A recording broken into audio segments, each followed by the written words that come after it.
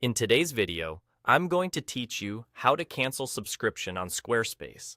We'll walk through the exact path you need to take, explain what you'll see on each screen, and share a few helpful tips so you know what to expect after you cancel. This is quick, but understanding the context can save you from surprises later. Start by opening your Squarespace dashboard for the site you want to manage. Look to the bottom left corner of the home panel for the small gear icon. That gear opens the settings area for the current site. Go ahead and click it. This is where Squarespace keeps the key controls for site configuration and billing.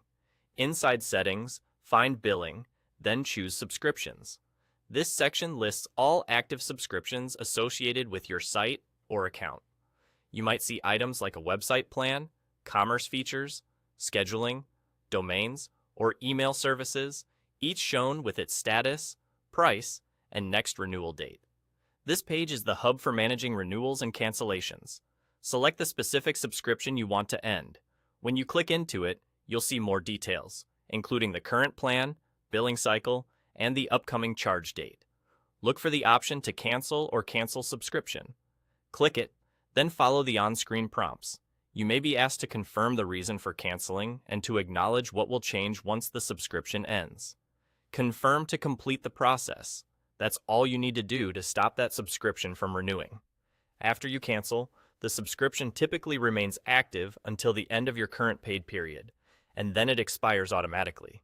You'll usually see a confirmation in the interface, and you may receive an email summary. If you recently renewed, Squarespace's refund policies may apply depending on your plan and timing, and those details will be presented during cancellation or in their help docs. On the subscriptions page, repeat the same process if you have other items you no longer need.